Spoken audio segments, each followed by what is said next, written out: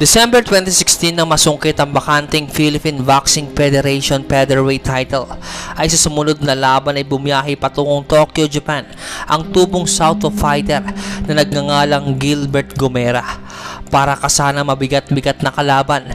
Ito nga ay sa katauhan ng Hapon na si Hidenori Otaki na di rin basta-bastang boksingero dahil taong 2014 ay napalaban nga ito sa pandaigdigang titulo at halos 3 taon pinanghawakan ang Japanese Super Bantamweight Champion. Ang paglalabanan nila ay para sa bakanting Oriental and Pacific Boxing Federation Super Bantamweight title. Kaya't balikan natin mga idol ang bakbakan ng Pinoy na may di inaasahang desisyon.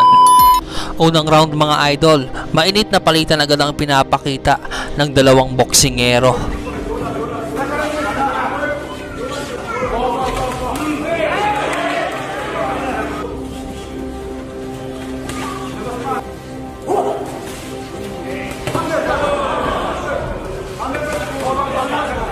Mas maraming kombinasyon na ang pinapakawalan dito ng Pinoy.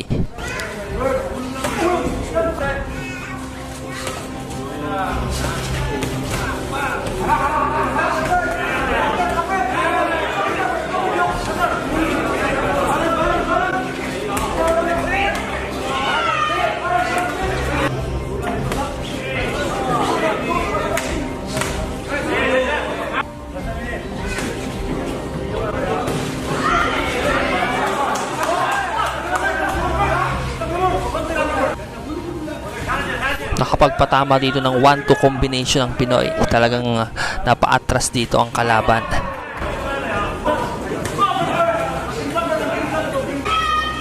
Round 2, napapaatras na dito ang Hapon sa lakas ng mga banat ng Pinoy at bodega ang punterya dito.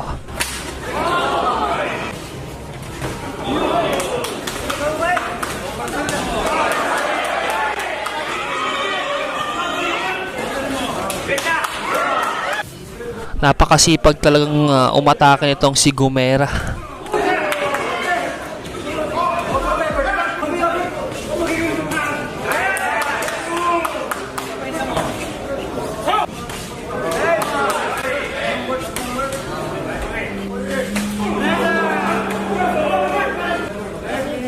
Talagang lamang na lamang talaga dito ang Pinoy, oh. Kahit pa baluarte ito ng kalaban.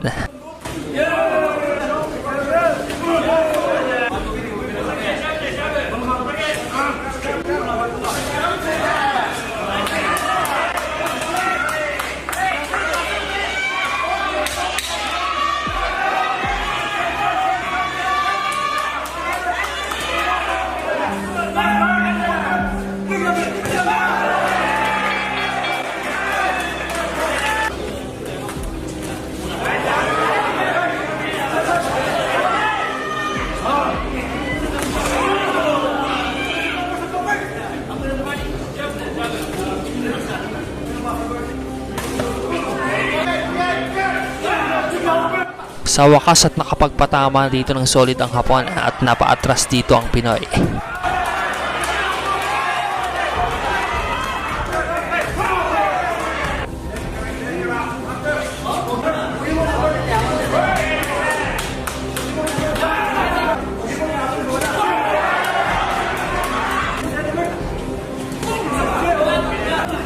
Grabing puso ang pinapakita ni Gomera.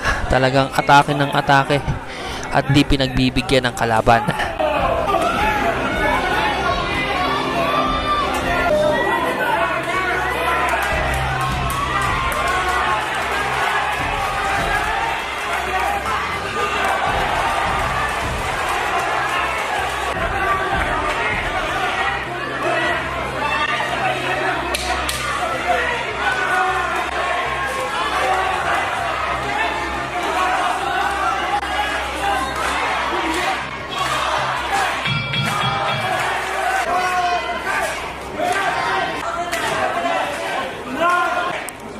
Kahit anong lakas ng suporta ng mga Hapon ay talaga namang hindi nagpapatinag ang Pinoy. Lalo niyang pinapakita na mas magaling ito kaysa sa kanya.